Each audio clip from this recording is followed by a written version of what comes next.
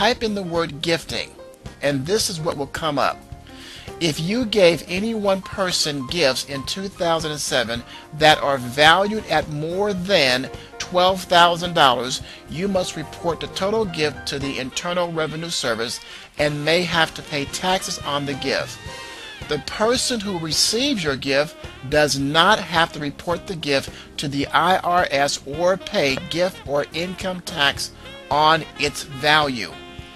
Gifts include money and property. Let me explain something that you can fully understand. When you work an 8-hour day job, and when that employer gives you a paycheck, when they pay you for the job that you've done, when you go to the bank and you cash that check, that money that you receive from you cashing the check, that money belongs to you, which means you've worked for it. You have a right to throw it away, hand it away, loan it away, give it away. If you want to take that money and if you want to bless somebody with it, can you? Absolutely. If you want to give it to somebody, can you? Absolutely. If you want to buy groceries, pay your rent, or put gas in your car, can you? Absolutely. Let me ask you a question. Do you need anyone's permission if you want to give something away that is rightfully belongs to you? That's totally up to you. If you want to give it away, you don't need anyone's permission. You don't have to go talk to your doctor, talk to your pastor, get permission from your mother, your father, talk to your husband or wife. I mean, if you want to give something away that rightfully belongs to you, you have every right to do so. If I wanted to give you a gift in the amount of 100, 250, or 500, can I? And if you want it for whatever reason, can you accept it? Absolutely. Participants are charitable individuals intending to help each other in meaningful and wholesome ways. There are certain things that I want you to understand. There are no investments here. There's no paychecks.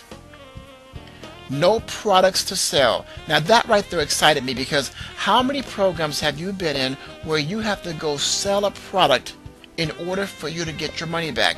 There's nothing wrong with those programs, but just me personally, I personally do not want to go out there and buy a case of this or a case of that and have to go out and sell it in order for me to get my money back. I've been there, I've done that, and I'm sure you have as well. And there's no seminars to attend. See, you're in the convenience of your own home right now, or wherever you are looking at this information. You didn't have to leave your family, put gas in your car, drive somewhere to sit in a room with other people to see the program. You're right in the convenience of your own home. There's no kits or manuals to buy. How many programs have you been in where they're going to teach you how you can make all this money, or you can earn all this income? But in order for you to do that, you have to buy a kit or a manual in order to make that possible. You know, I'm guilty. I've purchased a lot of kits in my life. I still have them. Somebody's making money on the sales of those kits. And guess what? No one makes or earns any money in this activity. Let me explain why that's important. See, people ask me all the time, if this activity is so incredible, how much money have you made? I have made no money. See, if you've made any money, that means you worked for it. That means you've earned it. That means you must claim it as income, and that means you must pay taxes on it. Now, I'm not a tax advisor. You want to consult your tax person. But I have not made any money, but I have received a lot of gifts from people that call me that want to give me gifts. Also this, we have what's called a gifting statement. When you get some time, you're going to want to look at the gifting statement online. It's in your back office, or it's in the person's back office that's getting this information to you.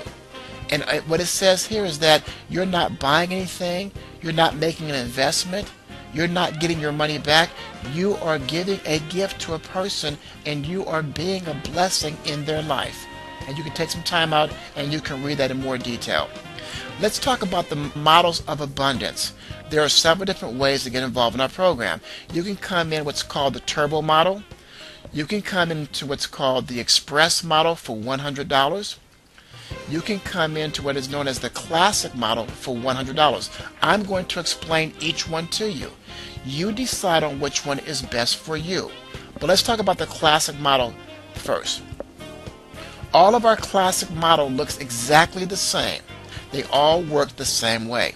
Well, this is how one of our classic model looks. We have what's called 8 givers, that's in the purple. We also have what is known as the inviters. We have 4 inviters, which is in the green, and we have 2 empowering, that's in the yellow, and we also have 1 receiver. Every single one of you want to become a receiver.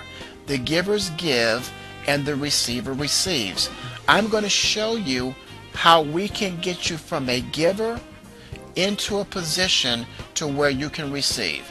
Well, when you look at this model, this classic model 100, first of all, we have the giver 1, we have giver 2, giver number 3, giver number 4, number 5, number 6, number 7, and giver number 8. Once again, all of our classic models look exactly the same and they perform the same way. We have 4 inviting, inviting number 1, inviting number 2, number 3, and number 4, and we have 2 empowering, and once again in the center we have what is known the receiver. Every single one of you want to become a receiver.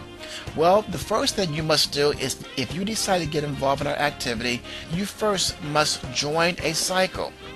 This is you coming in to join a cycle.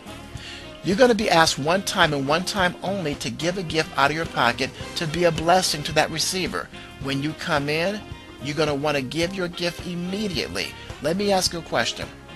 If I have a gift for you in the amount of 100, 250, or 500, how soon would you want it? You say immediately, right? Today, right? Well, if you have a gift for someone, how soon should you give it?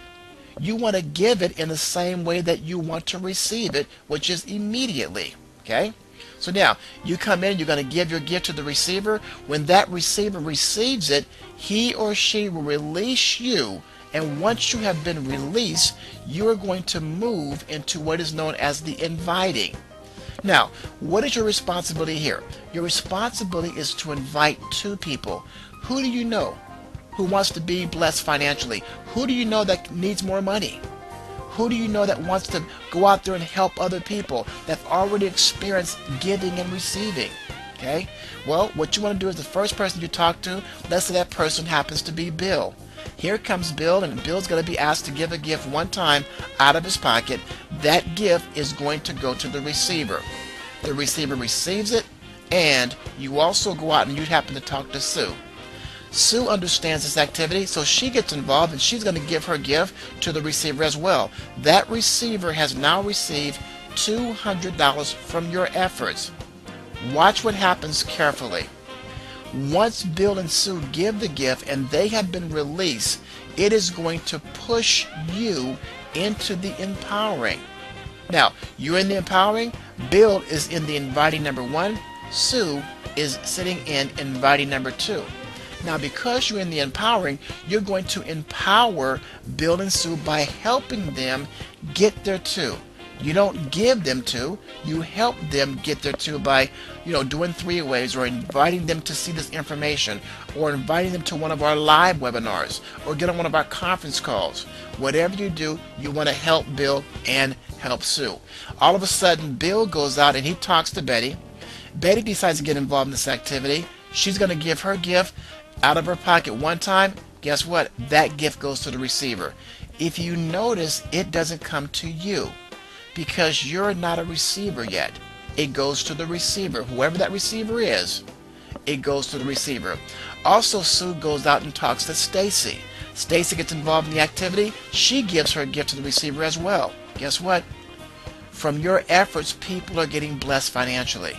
Bill also talks to Bob. Bob was skeptical at first, but as Bob said, hey, he decides to give a gift and be a blessing, and guess what?